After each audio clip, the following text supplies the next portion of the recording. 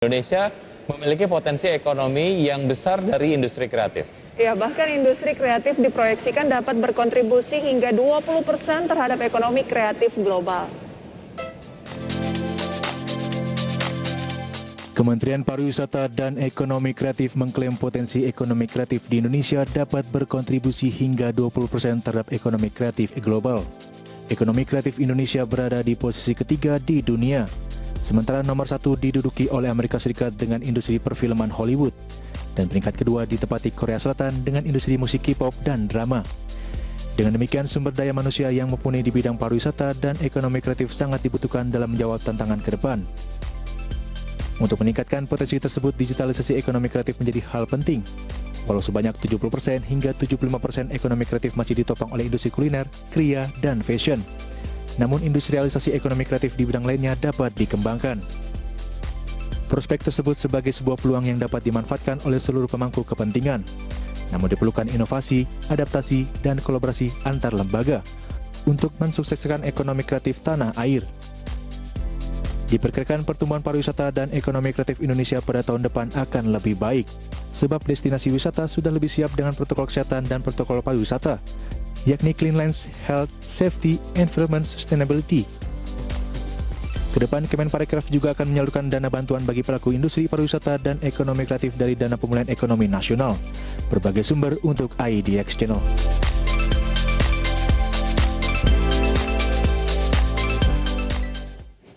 Ya, untuk membahas tema menarik kita pada pagi hari ini yaitu mengenai belajar skill industri kreatif lewat perusahaan rintisan. Sudah bergabung melalui line Zoom bersama dengan Mas Rea Kintara, founder dari Create-It. Selamat pagi Mas Rea.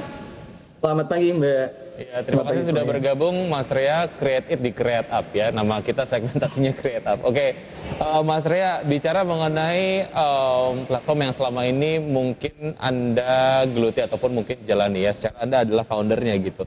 Sebelum spesifik ke arah situ, saya pengen membahas mengenai sebetulnya secara potensi Mas Rea sendiri melihat industri kreatif di Indonesia itu seperti apa sih?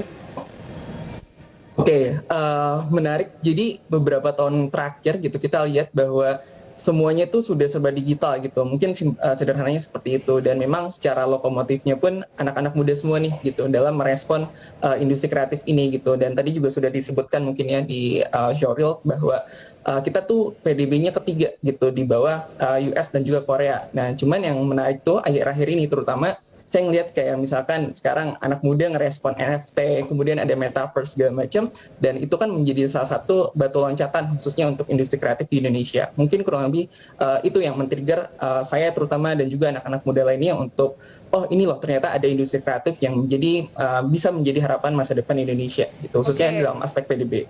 Jadi Create-It ini adalah aplikasi edutech gitu ya, tapi khusus di bidang industri kreatif. Nah, hal-hal yang dapat misalnya saya ikutan di Create-It, hal-hal yang bisa saya pelajari di sana tuh apa? Mungkin kurang lebih dari kita targetnya 17 subsektor ekonomi kreatif ya gitu. Cuman untuk saat ini memang ada beberapa yang jadi highlight kita gitu ya, seperti contohnya yang urgent seperti digital marketing, kemudian product design seperti UI UX gitu. Dan sekarang karena yang tadi saya sempat mention, NFT lagi cukup emerging juga di Indonesia seperti itu ya. Salah satunya mungkin illustration. Oke, jadi secara demand banyakannya di edukasi itu gitu ya, ataupun pelatihan itu gitu. Oke, ya, betul. Kalau bicara mengenai perkembangannya, apa sih sebetulnya yang membuat perkembangan dari industri kreatif ini cukup dinamis, Mas Rea? Tentunya yang Anda capture nih, apa sih yang membuat kita kemudian kayaknya secara potensi itu terus bertumbuh gitu?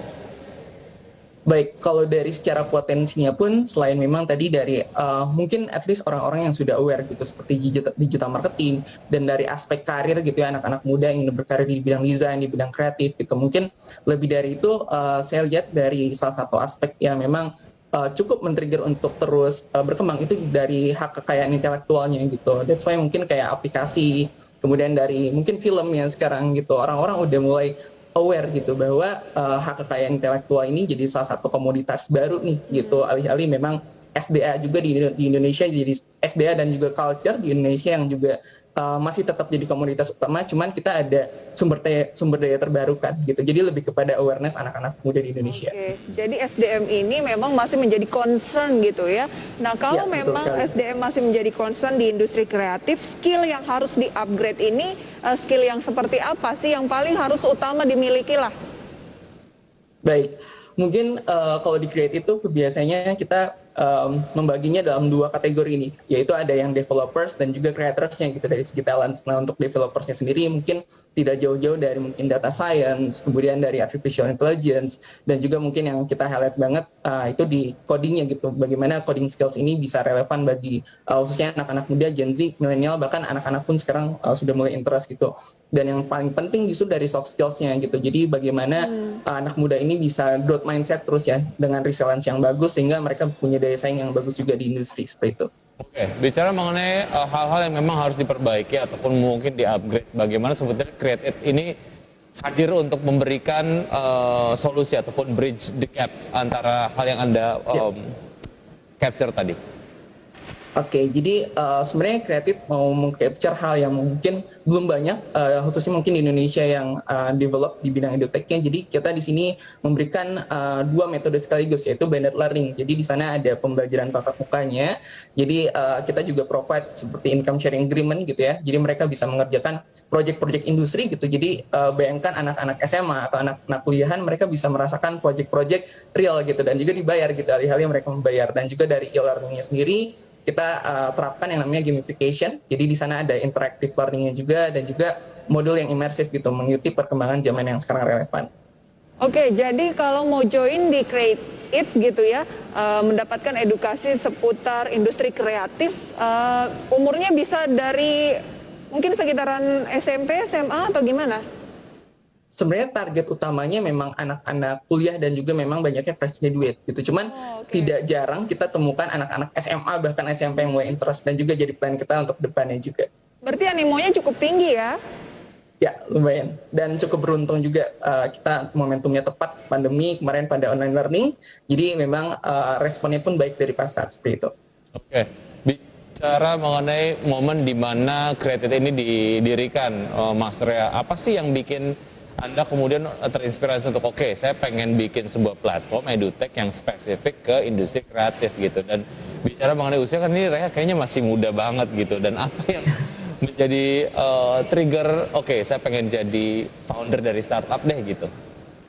Baik, terima kasih. Jadi sebenarnya ceritanya cukup unik gitu. Jadi saya udah memang dari SMP gitu. Saya waktu dulu tuh lagi zaman-zamannya OLX ya gitu. Tokobagus.com segala macam lagi emerging banget di Indonesia. Dan saya kepikiran gitu, what if saya coba buat kayak e-commerce gitu, bahkan ngebantu UMKM gitu. Jadi total saya mungkin sudah 5 tahun di industri ini dan sangat beruntung. Cuman di sisi lain saya melihat banyak teman-teman saya yang mereka cuman fokusnya ke akademik saya segala macam. Pada akhirnya itu yang menjadi trigger saya dan teman-teman saya juga yang menjadi co-founder untuk kita punya privilege, kita punya akses gitu ya, kita punya network untuk bantu teman-teman yang lain supaya mereka juga aware gitu. Dan sekiranya skill dan juga industri yang tepat atau sesuai untuk mereka saat ini yaitu tidak lain adalah industri digital kreatif ya saat ini. Gitu. Oke, secara bisnis gitu ya, karena kan namanya kita mendirikan sesuatu, misalnya startup ya ujungnya juga adalah bisnis gitu. Dan kami masih berbincang bersama Mas Rea Kintara, founder Create It. Mas Rea atau Dek Rea ini umurnya masih muda banget soalnya Wiki, 21 tahun ya Mas Rea ya? Ya, betul. Oke, kalau di umur segitu membangun startup, lika-likunya seperti apa sih? Karena banyak yang pengen punya startup juga gitu ya, tapi usianya udah lebih lanjut, misalnya Wiki gitu ya. Tapi nggak mulai-mulai nih, sebenarnya hal utama yang harus dimiliki itu apa gitu? Kalau memang fokusnya lebih ke bisnis juga nantinya ya. Ya, betul. Jadi kebetulan karena Create It ini sendiri dirintis ketika semester-semester pertengahan perkuliahan gitu. Jadi di sana juga dapat exposure yang lebih gitu. Bagaimana dari mentor-mentor gitu membangun startup yang betul gitu. Dan pada akhirnya kan kita juga harus profit gitu kalau kita lihat industri saat ini gitu. Nah, mungkin kalau dari pengalaman saya sendiri tidak perlu sempurna dulu gitu. Ketika kita membuat produk, banyak banget sarap-sarap yang aiming untuk wah sempurna banget gitu. Sebenarnya yang sederhana, dan juga ini jadi mungkin teman-teman yang ikutin sarap juga tahu terkait knowledge ini, bahwa kita harus perlu generate revenue sedini mungkin gitu. Ada namanya minimum viable product. Jadi produk sederhana pun itu yang penting sudah bisa generate revenue gitu. Dan itu yang ngebuat kita bisa lebih resilient dan juga lebih sustain gitu ya untuk saat ini. Oke, nah sejauh ini gimana akhirnya saya pengen tahu model bisnisnya dari Create It ini seperti apa sih, sehingga sejauh ini bisnisnya tetap sustain dan secara nilai investasi lah ya, bicara mengenai platform pelatihan kan biasanya ada investasi yang diberikan oleh peserta-pesertanya. Nah range-nya itu berapa? Ini sekalian kemudian menjelaskan model bisnis dari Create It ini seperti apa? Oke, mungkin dari aspek yang live test-nya dulu ya, mungkin yang dinamakan sinkronus gitu, jadi tatap muka, dan itu memang produk awal kita dari sejak pertama kali berdiri. Jadi memang kita berubah-berubah terus gitu. Jadi di startup tuh seringkali dinamakan pivot gitu. Jadi ketika sekiranya itu tidak valid atau ada sedikit banyaknya penolakan dari market, kita harus segera berubah gitu. Jadi harus agile gitu. Nah untuk yang live classes-nya sendiri sekarang modelnya itu income sharing agreement gitu. Jadi banyak sekali di luar sana live classes, workshop segala macam, tapi siswanya malah bayar mahal gitu. Dan di sini kita kasih opsi income sharing agreement.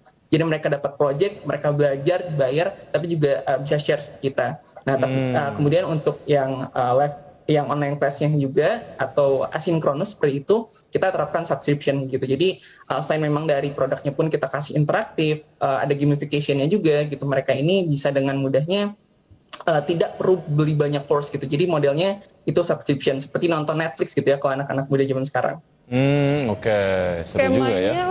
Seperti apa sih? Misalnya ada yang tertarik untuk join bersama dengan Create It ini, dan Anda katakan tadi kan kalau workshop agak mahal tuh. Nah kalau di Create It sendiri harganya berapa sih?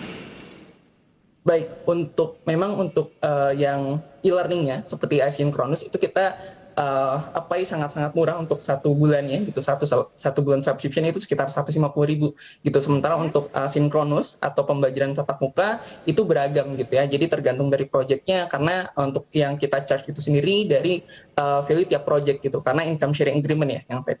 Oh sangat terjangkau ya, karena itu hanya uang kopi wiki 3 hari. Tapi yang saya cukup menarik adalah yang tadi disampaikan oleh Rea, sebetulnya ada skema yang internship ya, atau semi internship. Itu berarti kerjasamanya sama dunia usaha ataupun dunia bisnis itu seperti apa, Mas Rea? Oke, jadi sebenarnya yang menarik tuh sebelum bisnis startup ini, ketika saya SMA menuju ke kuliah tuh sempat bikin agency gitu. Jadi bagaimana bisnis saya bisa membantu UMKM, bisa membantu korporasi gitu. Dan dari experience saya tersebut, saya kan punya network dari klien-klien yang ada. Dan sekarang justru jadi supply untuk project-projectnya siswa gitu. Jadi kita terus untuk maintain supply demand antara siswa dan juga project yang ada. Oke, seru ya. Jadi betul-betul hands on gitu. Kalau latihannya ya beneran jadi magang di dunia kerja yang nyata gitu. Itu kan bisa jadi satu portfolio yang bisa dijadikan catatan gitu ya untuk peserta yang udah join programnya gitu. Nah, sejauh ini untuk memperkenalkan lebih luas lagi Create It ke sasaran tadi ya, untuk fresh graduate dan juga anak-anak kuliah, apa yang dilakukan oleh tim dari Mas Rea?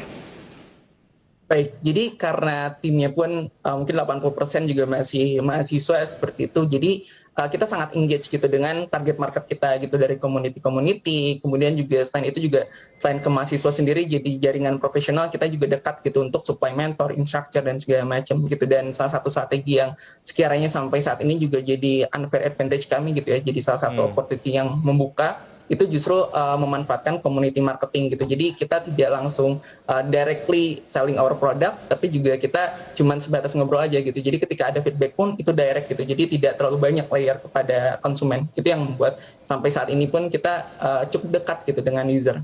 Oke, gimana cara Rea dan juga tim mengukur efektivitas dari program-program pelatihan yang ditawarkan dan apa target ke depan? Baik, untuk indikatornya sendiri tadi mungkin sempat di-mention terkait portofolio. Jadi yang membedakan kami dengan yang lain, misalkan untuk produk asinkronus atau produk e-learningnya, jadi memang di sana kan ada kuis, ada kuis interaktif, ada bahkan video juga dan juga e-model gitu. Cuman tidak hanya mereka misalkan ketika selesai mendapatkan sertifikat, tapi mereka harus menyelesaikan proyeknya terlebih dahulu gitu dan di-review secara live gitu dengan para mentor dan kemudian barulah mereka bisa dapat sertifikat atau ada di kami itu ada namanya experience point seperti itu. Dan juga untuk yang produk live-nya itu sendiri tentunya indikator kesuksesannya adalah ketika klien atau project yang dihandle dari siswa tersebut itu memiliki satisfaction rate yang cukup baik juga. Dan mungkin untuk plan kedepannya lebih untuk Create itu sendiri lebih banyaknya di inklusivitas gitu ya, karena beberapa walaupun kami sempat pilot project untuk aktivasi beberapa offline space gitu. Jadi kita juga ngelihat bahwa teman-teman yang mungkin kurang beruntung gitu ya, untuk yang mungkin di daerah tinggal di daerah rural segala macam itu juga bisa mendapatkan akses edukasi dari Create gitu. Dan juga mungkin untuk produk anak-anak gitu ya, karena banyak sekali demand untuk kayak ayo dong ini buat anak saya segala macam gitu. Oke. Good luck untuk Create dan juga untuk Mas Rea dan tim. Semoga target-target tercapai dan juga banyak masyarakat di Indonesia yang bisa mendapatkan value dari keberadaan Create ini gitu ya. Inklusivitas itu jadi targetnya ke depan katanya. Betul Thank you Mas sekali. Rea. Thank you Mas Rea, selamat pagi, salam sehat. Selamat pagi semuanya, salam sehat. Oke.